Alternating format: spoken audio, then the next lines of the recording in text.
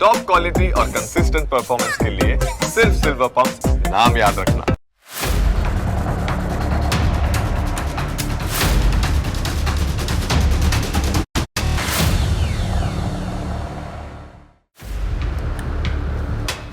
નમસ્કાર, હું Janak Dave. Full stop news analysis પ્રોગ્રામમાં આપનું સ્વાગત છે.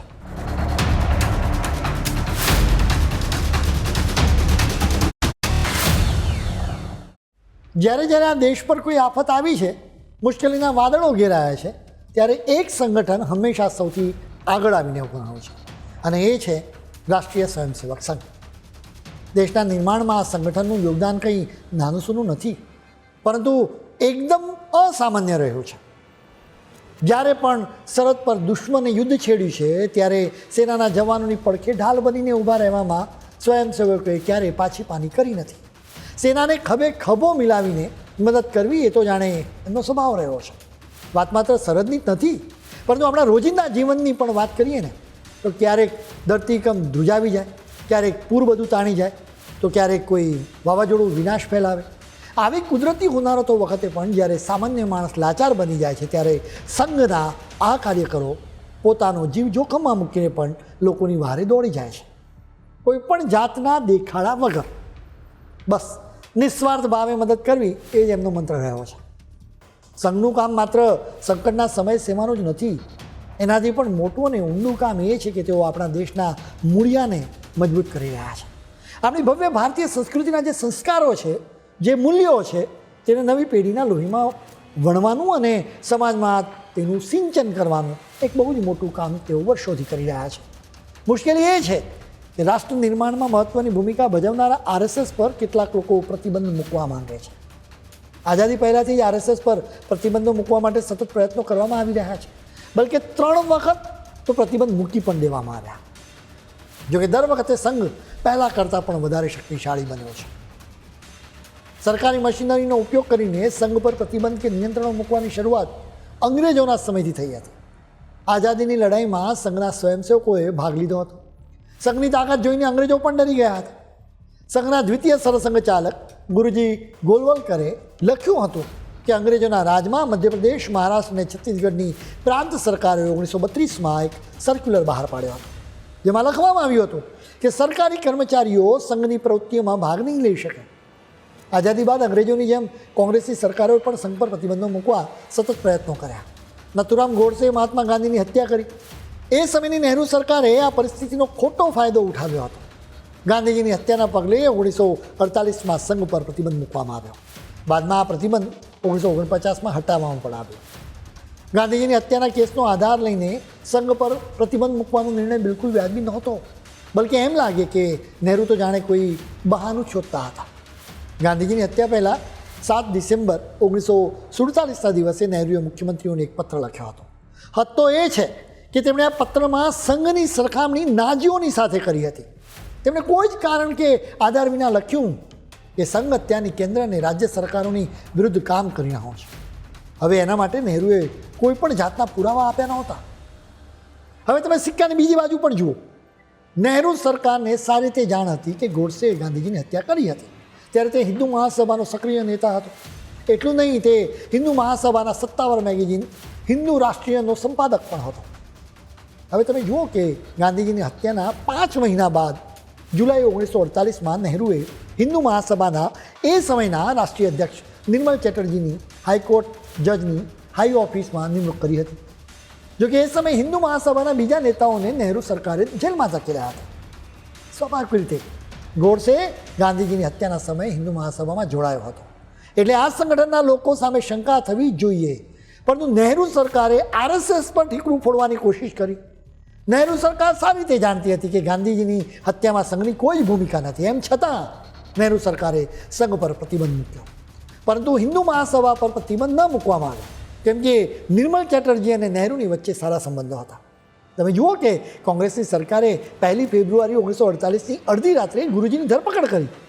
ગાંધીજીની હત્યાના 1 મહિના બાદ સરદાર વલ્લભભાઈ પટેલે નહેરુના એક પત્રનો જવાબ મોકલ્યો. એ સમયે સરદાર કેન્દ્રીય ગૃહમંત્રી હતા. તેમણે પોતાના પત્રમાં લખ્યું કે બાપુની હત્યાના કેસના સંબંધમાં તપાસની પ્રગતિથી લગભગ રોજે રોજ હું વાકેફ રહું છું. તમામ મુખ્ય આરોપીઓએ લાંબા નિવેદનો આપ્યા છે.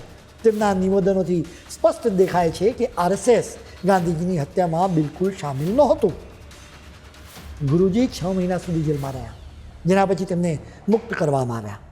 2 નવેમ્બર 1948ના દિવસે તેમણે એક પત્રકાર પરિષદ યોજી, જેમાં તેમણે ચોખ્ખી વાત કરી હતી કે કોંગ્રેસમાં જોડાવાની ઓફરથી તેઓ લલચાઈ નહીં જાય.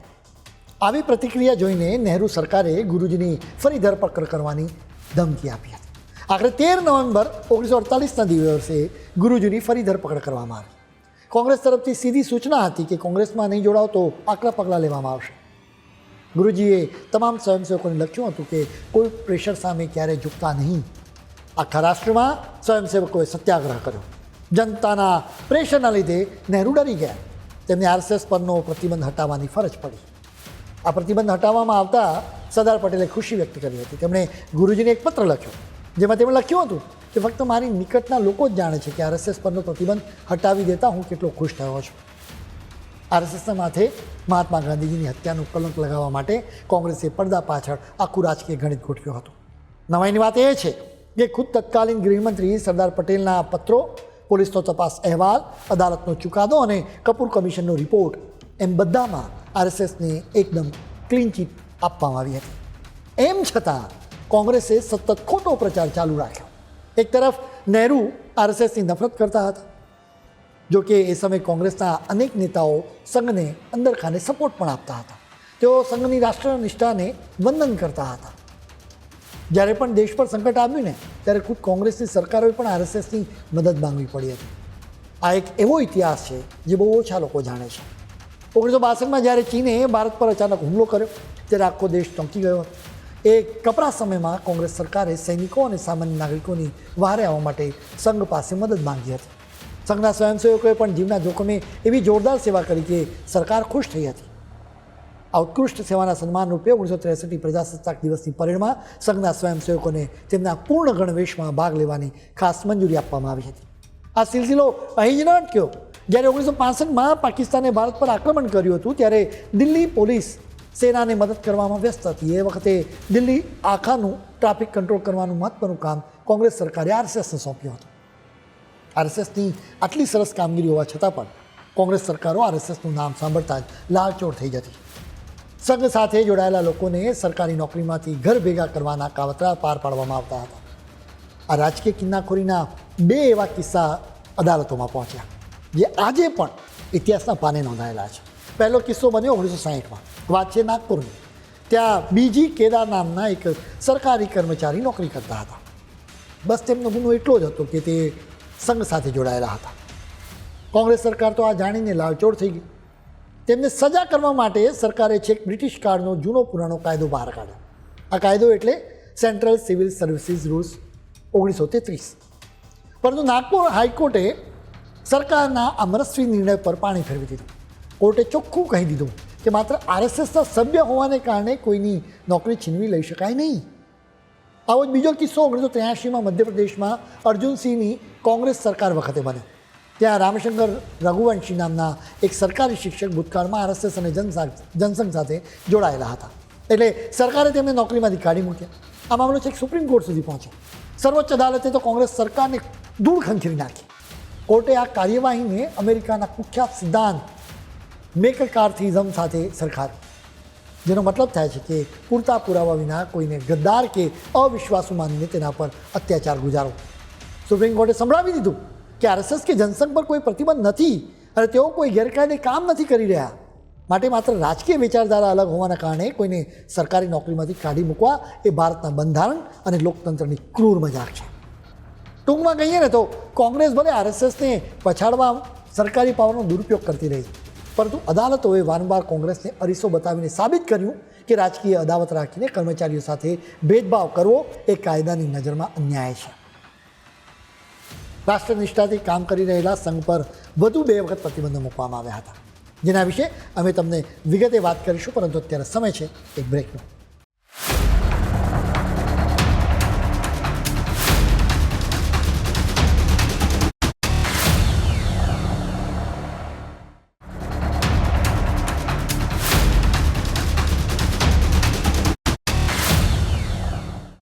બ્રેક બાદ આપનું સ્વાગત છે. ભૂતકાળની કોંગ્રેસની સરકારોએ હંમેશા સંઘને હાસ્યમાં ધકેલવાની કોશિશ કરી હતી. બીજી તરફ પીએમ મોદીની સરકારે હંમેશા સંઘની રાષ્ટ્રનિષ્ઠાને બિરદાવી છે. પીએમ મોદીની સરકારે જુલાઈ 2024માં એક એવો મોટો નિર્ણય કર્યો હતો કે જેણે 58 વર્ષ જૂનો ઇતિહાસ બની નાખ્યો. સરકારે આરએસએસના સંબંધમાં એક પ્રતિબંધ હટાવી દીધો.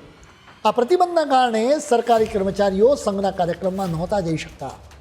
ભૂતપૂર્વ પીએમ ઇન્દિરા ગાંધીની સરકારે આ પ્રતિબંધ મૂક્યો હતો. હવે પીએમ મોદીની સરકારે આ નિર્ણયને ઉથલાવી દીધો. એટલે કે હવે સરકારી કર્મચારીઓ પણ આરએસએસમાં જોડાઈ શકે છે અથવા એમના કાર્યક્રમોમાં જઈ શકે છે. આગળ સવાલ એ થાય કે શા માટે સરકારી કર્મચારીઓ પર આ પ્રતિબંધ લાદવામાં આવ્યા હતા. બીજેપીના આઈટી સેલના વડા અમિત માલવિયાએ એક ટ્વીટ કરીને એનું કારણ જણાવ્યું હતું. માલવિયાએ દાવો કર્યો હતો કે ગૌ હત્યાના વિરોધમાં સંસદ ભવન પાસે વ્યાપક વિરોધ કરવામાં આવ્યો હતો. આ વાત 1966ની 7મી નવેમ્બરની હતી.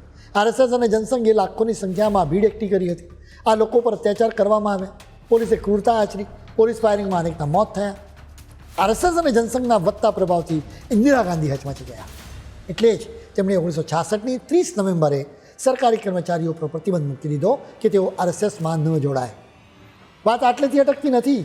ઇતિહાસના પાના ફેરવીએ ને તો ખ્યાલ આવે કે આરએસએસ પર સકંજો કસવા માટે કોંગ્રેસ સરકારે એક પછી એક અનેક વખત દાવ ખેલ્યા હતા. 1966ના એ આદેશ પછી પણ સરકારે જાણે નક્કી જ કરી લીધું હતું કે સરકારી કર્મચારીઓને સંઘના ઓછાયાથી પણ દૂર રાખવા. એટલે જ 25મી જુલાઈ 1970 અને ત્યાર પછી 28મી નવેમ્બર 1975ના દિવસે ફરીથી એ જ આદેશો આપવામાં આવ્યા. આ દરમિયાન દેશમાં કટોકટી એટલે કે ઇમરજન્સીનો એ મુશ્કેલ સમયગાળો પણ આવ્યો. 3 અને 4 જુલાઈ 1975ના દિવસે ઇન્દિરા ગાંધીની સરકારે આરએસએસ પર સત્તાવાર રીતે પ્રતિબંધ લગાવી દીધો. આ પ્રતિબંધમાં માત્ર સંઘ જ નહીં પરંતુ જમાતે ઇસ્લામી, આનંદ માર્ગ અને CPIML જેવા સંગઠનો પણ ઝપેટમાં આવી ગયા. સરકાર આટલેથી પણ અટકી નહોતી. 28મી નવેમ્બર 1975ના રોજ એક નવો જ ફતવો બહાર પાડવામાં આવ્યો, જેમાં બધા જ સરકારી વિભાગોને આદેશ આપી દેવાયો કે જો કોઈ કર્મચારી સંઘની પ્રવૃત્તિઓમાં સામેલ દેખાય તો કોઈ પણ જાતની તપાસ કર્યા વગર તેને સીધો જ નોકરીમાંથી હાથથી કાઢવામાં આવે. આ તો શુદ્ધ સરમુખત્યારશાહી થઈ. પરંતુ કહેવાય છે ને કે લોકશાહીમાં પ્રજા સર્વોપરી હોય છે. વર્ષ 1977ની સામાન્ય ચૂંટણીમાં ભારતના લોકોએ આ સરમુખત્યાર કોંગ્રેસ સરકારને સત્તા પરથી ઉખાડીને ફેંકી દીધી. દેશમાં જનતા પાર્ટીની સરકાર આવી. નવી સરકારે આવતાની સાથે આરએસએસ પરથી પ્રતિબંધ હટાવી લીધો. વર્ષ 1980માં જનતા પાર્ટીની સરકાર આંતરિક ખેંચાણને કારણે પત્તાના મહેલની જેમ તૂટી પડી. દેશમાં ફરી એકવાર ઇન્દિરા ગાંધીના નેતૃત્વમાં કોંગ્રેસ સરકારનો દબદબો પાછો આવ્યો. સત્તાની ખુરશી પર બેસતાની સાથે જ કોંગ્રેસે સંઘ સામેનું પોતાનું જે જૂનું હથિયાર હતું ફરી ધારદાર બનાવવાનું શરૂ કરી દીધું. બરાબર એ જ વર્ષે એટલે કે 28મી ઓક્ટોબર 1980ના દિવસે સરકારે એક નવો જ વટહુકમ બહાર પાડ્યો, જેની સાથે સરકારી કર્મચારીઓ માટે આરએસએસના દરવાજા બંધ રાખતો પેલો નિયમ કડક રીતે લાગુ કરવામાં આવ્યો. આ વખતના આદેશમાં કોંગ્રેસ સરકારે એક ડગલું આગળ વધીને એક એવી વિચિત્ર શરત ઉમેરી દીધી કે જેણે બધાને ચોંકાવી દીધા. આ આદેશનો સાર એટલો જ હતો કે કોઈપણ સરકારી વિભાગ, સ્થાનિક સ્વરાજની સંસ્થાઓ કે સરકારની ગ્રાન્ટ પર ચાલતી સંસ્થાઓએ આરએસએસ જેવા કોઈ સંગઠનની કોઈ અરજી, રજૂઆત કે ફરિયાદને ભાવ જ આપવો નહીં. આ આદેશના લીધે સરકારી કર્મચારીઓ સંઘનું નામ લેતા પણ ગભરાતા હતા. આ રાજકીય કિનાખોરી પર અહીં ફૂલ સ્ટોપ મુકાયું નથી, કારણ કે આગળ જતાં ઇતિહાસમાં એક એવો વળાંક આવ્યો જેણે આખા દેશની રાજનીતિને હચમચાવી દીધી. વાત છે વર્ષ 1992ની. એ સમયે અયોધ્યામાં વિવાદિત માળખું તોડી પાડવામાં આવ્યું હતું. આ ઘટનાના બરાબર 4 દિવસ પછી એટલે કે 10મી ડિસેમ્બરે દેશની કોંગ્રેસ સરકારે ફરી એક વખત આરએસએસ પર પ્રતિબંધ મૂકી દીધો. આ વખતે આ પ્રતિબંધ માટે કાયદાનું મોટું હથિયાર UAPA એટલે કે અનલોફુલ એક્ટિવિટીઝ પ્રિવેન્શન એક્ટનો ઉપયોગ કરવામાં આવ્યો. એ સમયે દેશભરમાં એવી જોરદાર ચર્ચા અને આક્ષેપો થઈ રહ્યા હતા કે તત્કાલીન વડાપ્રધાન PV નરસિંહ રાવની સરકારે જ આ વિવાદિત માળખું તોડવામાં આડકતરી રીતે મદદ કરી હતી. ચારે બાજુથી ઘેરાયેલી કોંગ્રેસ સરકારે પોતાની આબરૂ બચાવવા અને મુસલમાનોનો આક્રોશ શાંત કરવા માટે ઉતાવળે આરએસએસ પર પ્રતિબંધ મૂકી દીધો. નિયમ મુજબ જ્યારે આખો મામલો UAPA હેઠળ બનેલી ટ્રિબ્યુનલ સમક્ષ ગયો ત્યારે લાંબી સુનાવણી અને તપાસના અંતે દૂધનું દૂધ અને પાણીનું પાણી થઈ ગયું. ટ્રિબ્યુનલે સરકારને જોરદાર ફટકાર લગાવતા બહુ સ્પષ્ટ શબ્દોમાં કહ્યું કે સરકારે જે નોટિફિકેશન બહાર પાડીને આરએસએસ પર પ્રતિબંધ મૂક્યો છે તેના સમર્થનમાં કોઈ જ નક્કર પુરાવા, સામગ્રી કે તથ્યો રજૂ કરી શકાયા નથી. ટૂંકમાં કહીએ ને તો સરકાર પાસે સંઘ વિરુદ્ધ કોઈ જ નક્કર પુરાવા મળ્યા નહોતા. પરિણામે ટ્રિબ્યુનલે કોંગ્રેસ સરકારના એ નોટિફિકેશનને સીધું ફગાવી દીધું અને સંઘ પરથી આ પ્રતિબંધ પણ હટાવી દેવામાં આવ્યો. સરકારે સુપ્રીમ કોર્ટમાં અપીલ કરી, પરંતુ ત્યાં પણ ટ્રિબ્યુનલનો નિર્ણય માન્ય રાખવામાં આવ્યો. રાષ્ટ્રની સેવા કરી રહેલા સંઘની સાથે આવો વર્તાવ ખરેખર હતાશા જગાવે છે. સંઘના સ્વયંસેવકો ખરા અર્થમાં ભારતીય સંસ્કૃતિના સાચા રક્ષકો છે. કાળ આ સંગઠનને નબળું પાડી શકે નહીં. ભવિષ્યમાં એનું સ્વરૂપ બદલાશે, પરંતુ રાષ્ટ્રનિષ્ઠા નહીં બદલાય.